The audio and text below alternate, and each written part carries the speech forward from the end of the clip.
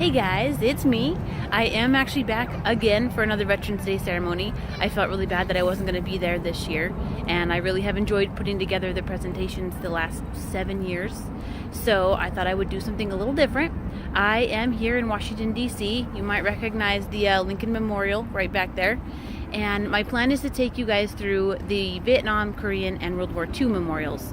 I know a lot of you probably have seen the memorials, but maybe not all.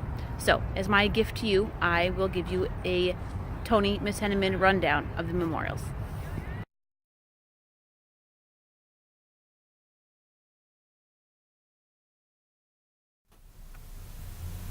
So the World War II Memorial is one of the largest, but also one of the most recent.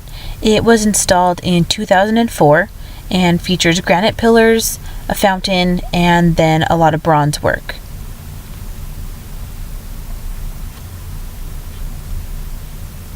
On either end, there are large granite pillars, one for the Atlantic and one for the Pacific, the two main theaters of this major conflict.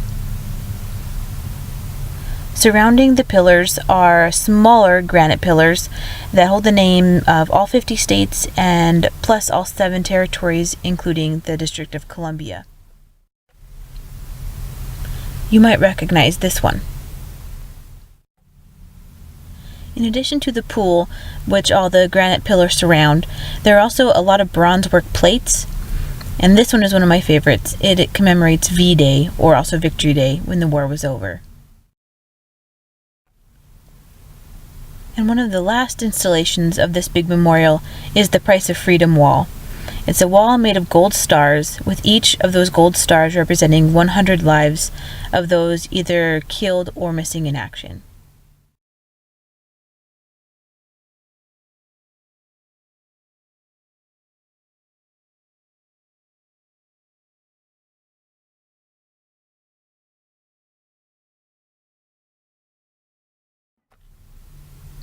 The Korean Memorial features 19 large statues of soldiers who are walking through the Korean landscape.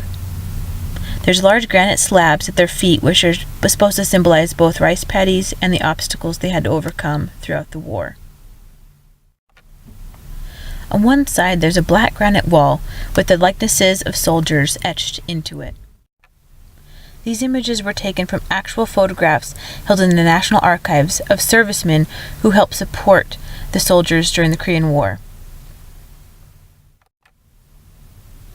When viewed as a whole, the black granite wall actually reflects the images of those original 19 soldiers, making it look like there actually are 38.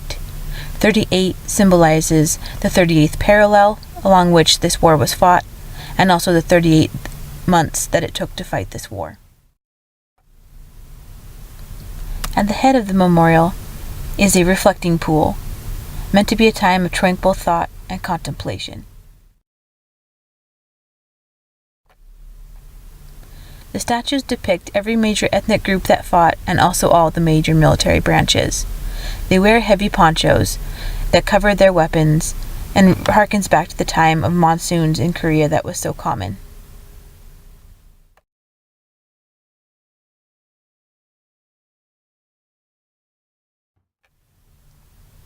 The Vietnam Memorial offers a stark contrast to the others, as it seems to be just a jagged cut into the middle of the earth.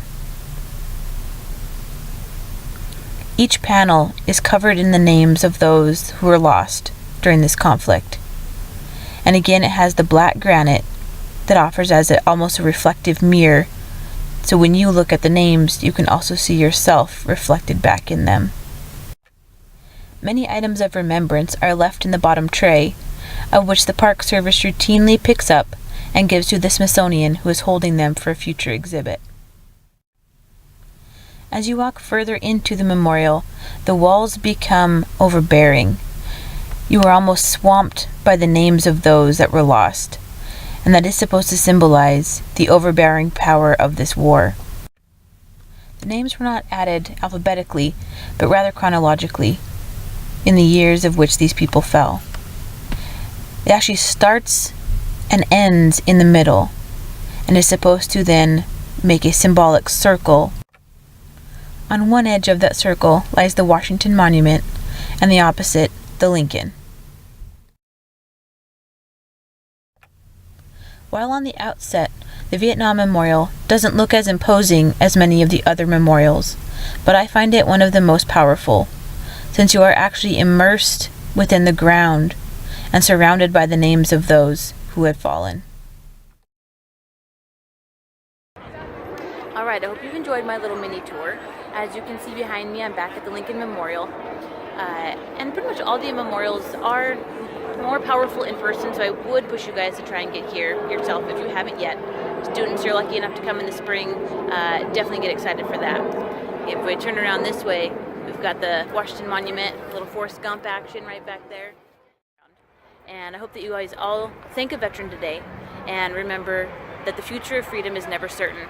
And we definitely have to do all that we can to thank those who came before us and gave ultimate sacrifices so that we could do things like go on big road trips across this great nation that we have. So students, it falls on you to make sure that you shake the hand of a veteran today. Thanks.